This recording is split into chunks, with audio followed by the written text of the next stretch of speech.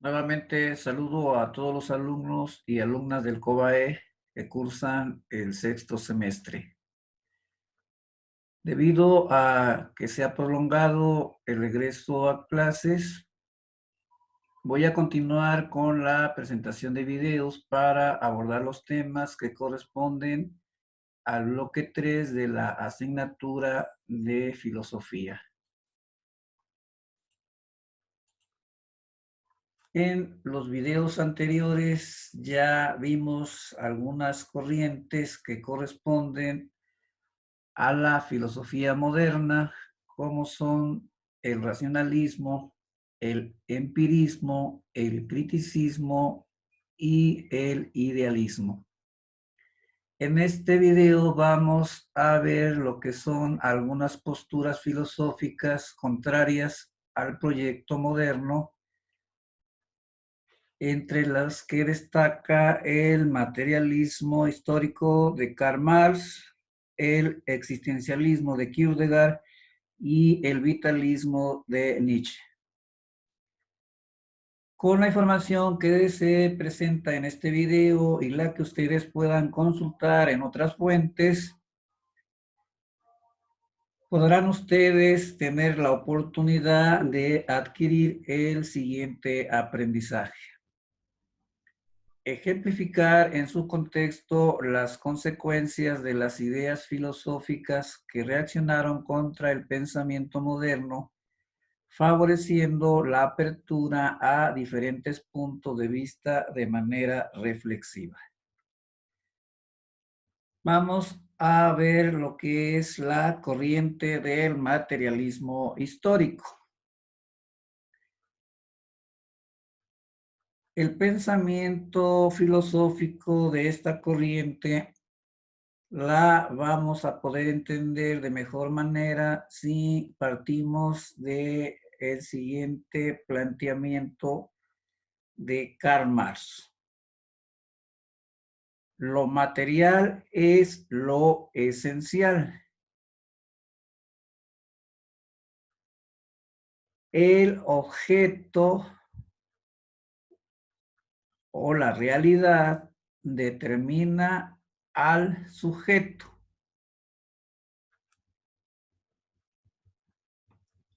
Para entender de mejor manera la postura de esta corriente materialista, vamos a analizar cuál era el contexto de principios del siglo XX. En esa época, las corrientes del pensamiento humano estaban divididas en dos campos opuestos. Por un lado, el idealismo y por el otro lado, el materialismo. El idealismo consideraba que la sociedad, el pensamiento o la cultura son independientes del desarrollo concreto en que se desenvuelve la historia humana. Para estos pensadores, el ser humano se desarrolla de manera independiente a la realidad donde vive. Consideraban que la realidad no determinaba la forma de pensar o de actuar de los individuos. También afirmaba que los seres humanos solo podemos conocer la apariencia de esta realidad, pero no su esencia, o sea, lo material. Para los idealistas, el ser humano no tiene la capacidad de conocer la verdadera naturaleza de los objetos. Simplemente puede apreciar su apariencia. Tomando como referencia lo que propone el idealismo, ahora vamos a analizar qué es el materialismo histórico. Es una corriente filosófica que intenta conocer, interpretar y transformar el mundo en que vivimos y las relaciones entre el ser humano y la naturaleza a través del método dialéctico materialista. Karl Marx consideraba que los filósofos de las corrientes anteriores se enfocaban a conocer y a interpretar la realidad, pero que eso no era tan trascendente o relevante, sino que lo verdaderamente trascendente es transformar la realidad, transformar el mundo. Por eso es que centra su pensamiento en la relación que existe entre el ser humano y la realidad. En oposición a los idealistas, considera que el mundo material es lo único real. Además, lo podemos conocer por medio de la observación y la experimentación. Solo existe lo que podemos observar y ver. Todo lo demás es irreal.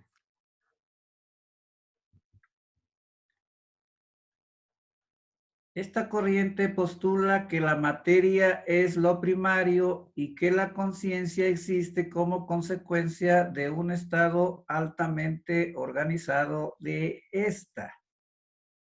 La materia o realidad determina al sujeto o su conciencia.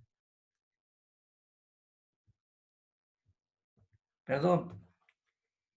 Por último, afirma que la ideología predominante en una determinada sociedad, es decir, las concepciones e ideas comúnmente aceptadas sobre economía, política, justicia, moral, filosofía y ciencia, representa siempre a la clase dominante en esa sociedad, refiriéndose desde luego a la clase capitalista.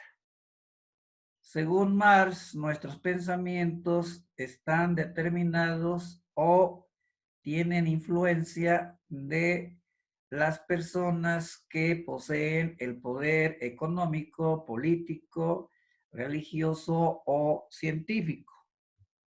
En conclusión, el materialismo histórico afirma que la materia, la naturaleza y el ser son una realidad objetiva que existe fuera de nuestra conciencia de manera independiente. Considera que la materia es lo primario y la conciencia lo secundario, es decir, es la imagen refleja de la materia. Ahora vamos a analizar el existencialismo, que se centra en el vivir y no tanto en el pensar del ser humano. Para ello vamos a tratar de comprender el concepto de angustia que propone Kierkegaard, filósofo y teólogo danés, nacido en 1813 y muere en 1855. Fue el primero en observar una de las paradojas del ser humano, a relacionar su libertad con una de sus principales dolencias, la angustia. Establece una relación entre libertad y angustia. El materialismo proponía una relación entre realidad material y conciencia humana. Vamos a analizar en qué consiste el concepto de angustia que propone Kierkegaard. Según este filósofo, podemos entender el concepto de angustia con base al siguiente ejemplo. Supongamos que una persona está al borde de un edificio o un precipicio.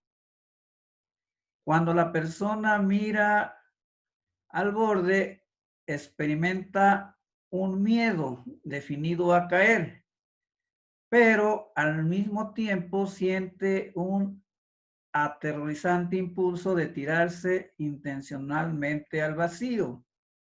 Es decir, se presenta un estado de angustia y en ese estado de angustia se plantea lo siguiente: ¿lo hago o no lo hago? Y en ese momento se da cuenta, descubre que tiene la libertad de elegir, de arrojarse o no al precipicio.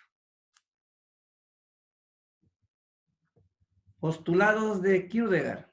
El primero, la angustia no significa pasarla mal, sino que analiza lo que significa la existencia, el estar aquí.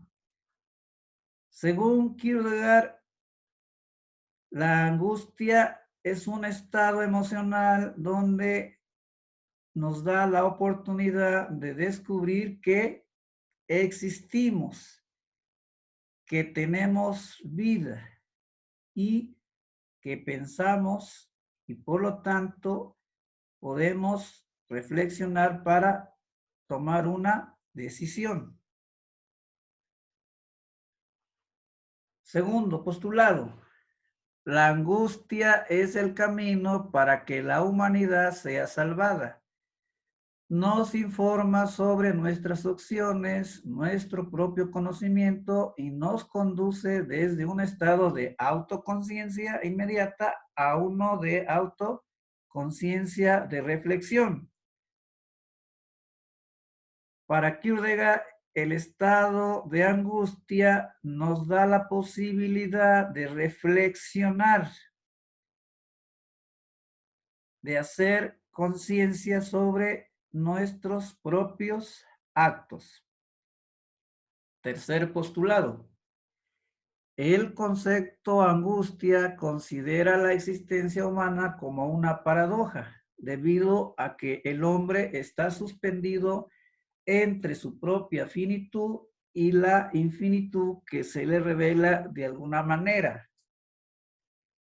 En ese estado de angustia parece ser que el ser humano experimenta que se ha terminado todo, pero ese estado de angustia le permite descubrir que tiene una libertad infinita para poder tomar decisiones. Vamos a tratar de comprender la postura de Kierkegaard a través de un ejemplo de la vida cotidiana. Y para ello vamos a hacerlo en 3 fases. La primera, en esta vida necesitamos tomar decisiones y estas decisiones nos van a llevar a realizar ciertas actividades en detrimento de otras, pues no podemos abarcar todo al mismo tiempo. Llevándolo a nuestra vida cotidiana, podríamos tomar el siguiente ejemplo. Ustedes ya han decidido continuar con sus estudios superiores y algunos otros están en ese proceso de decisión. Algunos ya tienen muy bien definido que van a estudiar, van a trabajar o van a realizar cualquiera otra actividad, pero van a tener que desechar alguna de las que están considerando. Segunda fase. Entonces nos encontramos con la angustia del devenir, con la angustia del qué será de nosotros y de nuestro futuro, en un mundo en el que nos encontramos vacíos y solos. Tomando como referencia al ejemplo anterior, sería cuando nosotros decidimos estudiar, nos proyectamos hacia un profesionista exitoso y al decidir trabajar, a lo mejor nuestra proyección es que vamos a tener ingresos económicos de manera más rápida, pensando en el futuro. Y si queremos hacer alguna otra actividad como tocar un instrumento o bailar, pues a lo mejor pensamos en el futuro y nos vemos como una persona con mucha fama. Cuarta fase. Pero Kierkegaard dice que debemos tomar decisiones aceptando la libertad que llevamos con nosotros. Para este filósofo, la libertad que se tiene implica responsabilidad. Por lo tanto, debemos decidir si vamos a estudiar, trabajar o realizar cualquier otra actividad, pero con responsabilidad. Kierkegaard divide la vida en 3 estadios o etapas. La primera, etapa ética. En esta dice que la persona concreta se preocupa por el deber ser y entonces se hace la siguiente pregunta. ¿Qué es lo correcto? ¿Es correcto estudiar? ¿Es correcto trabajar? ¿Es correcto hacer otra actividad? La segunda etapa, la estética. En esta dice que el individuo se deja llevar por lo que sus sentidos le comunican. Y entonces el planteamiento es el siguiente. ¿Qué me gusta ver? ¿Qué me gusta sentir? ¿O qué me gusta hacer? Y la tercera etapa es la religiosa, que se caracteriza por la aparición repentina de preguntas trascendentales, por ejemplo, ¿qué será de mí? ¿Qué será de mí si estudio esta carrera? ¿Qué será de mí si trabajo en esta empresa? ¿Qué será de mí si me dedico a cantar, a bailar, etcétera? Y una más trascendental es, ¿qué será de mí cuando llegue la vejez? ¿Qué será de mí cuando yo muera? En conclusión, la filosofía de Kierkegaard es una filosofía existencialista que, basada en la angustia, desarrolló su sistema de pensamiento en torno a una persona concreta, una que ríe, llora, triunfa y fracasa. Consideró imposible pensar nuestra vida desde un punto de vista objetivo. Por eso, analizar la existencia desde la propia personalidad es la mejor opción para entender el mundo. Por último, veremos lo que es el vitalismo de Nietzsche,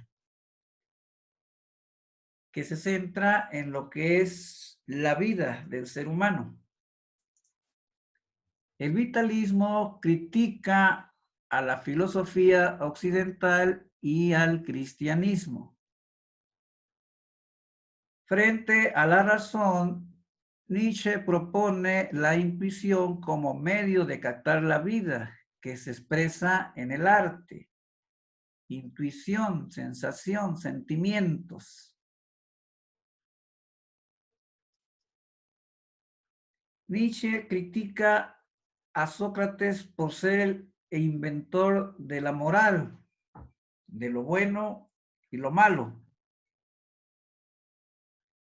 También critica a Platón por haber contrapuesto dos mundos despreciando el sensible, Platón habla del mundo real y del mundo ideal y critica al cristianismo por ser una moral de esclavos basada, en el resentimiento. Son esclavos de pensamientos basados en lo bueno y en lo malo. Y por último, hace una crítica al materialismo dialéctico por pretender superar la contradicción y buscar el igualitarismo.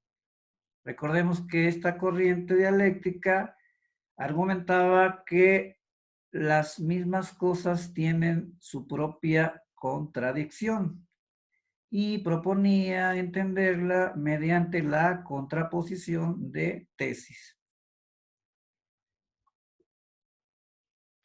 Para Nietzsche, la justicia no es igual para todos los hombres.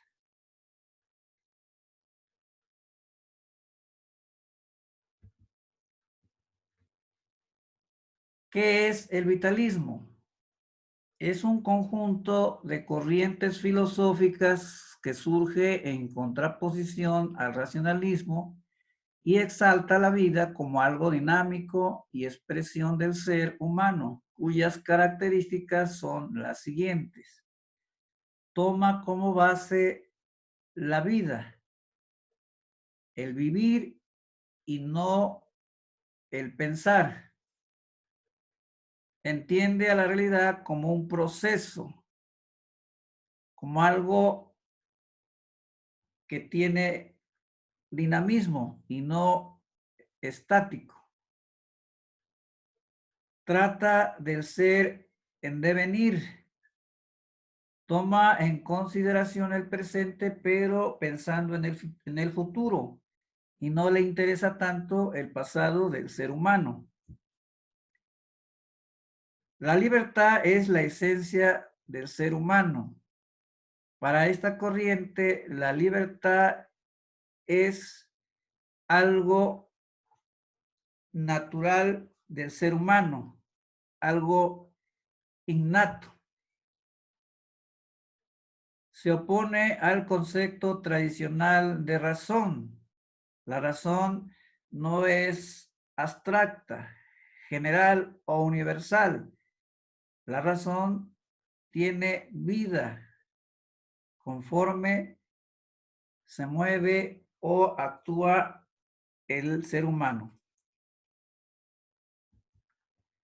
Otros exponentes del vitalismo son los siguientes. Wilhelm Dilthey, filósofo alemán que cuestiona a la razón ilustrada por tener el carácter de atemporal, general y abstracta, por considerarla como algo rígido o algo muerto. Otro representante es Henry Bergson. Para este filósofo judío francés, la vida es impulso vital universal que lucha contra la materia. Y José Ortega y Gasset, filósofo español que consideraba que la vida permite la relación entre sujeto y objeto para que ambos coexistan. La razón es vital para orientarnos, encontrar sentido de la vida y para comprender. Por eso no puede separarse de la vida. En conclusión, el vitalismo es una doctrina contraria al racionalismo que reivindica a la vida con un valor absoluto. Es lo único que tiene valor por sí mismo y todo lo demás sirve para vivir. Entiende a la vida principalmente desde su valor biológico y emocional, dándole énfasis especial al cuerpo, los sentimientos, las sensaciones, los instintos, etcétera. Por último, voy a solicitarles que ahora sí realicen el cuadro comparativo entre las corrientes de la filosofía moderna y las tres reacciones contrarias al proyecto de la filosofía moderna. Y este cuadro tendrá un valor de 10%. Aquí hay un error, valdrá 10%. En vez de 5 tendrá un valor de 10%. Y la segunda actividad es que ustedes escriban en su libreta un hecho de la vida cotidiana donde se refleje el pensamiento de alguna de estas corrientes que hemos analizado, como es el racionalismo, el empirismo, el criticismo, el idealismo. Nos faltó aquí el materialismo, pero también hay que considerar el materialismo o el existencialismo. Cualquiera de ellas, no de todas, solamente de una, y esto tendrá valor de 5%, de tal manera que si este vale 10 y este 5, tendremos 15 de este bloque 3. Y en un video anterior se pidió realizar un organizador gráfico sobre las características, ventajas y desventajas de las corrientes de la filosofía moderna. Ese organizador gráfico tenía un valor de 10, por lo tanto, de estos 10 y 5, 15 más 10 del organizador gráfico serían 25. Y del bloque 2, pedí que realizaran un mapa mental sobre el proceso de la Reforma Protestante que tenía un valor de 5. Entonces tenemos 25 más 5 son 30 puntos, pero ustedes la primera parte del bloque lo vieron con sus maestros en clases presenciales, que corresponde a la filosofía medieval y renacentista. Entonces, en esas actividades que sus maestros les hayan encargado, podrán ustedes obtener los otros 10 puntos para hacer un total de 40 puntos que están establecidos para el segundo parcial.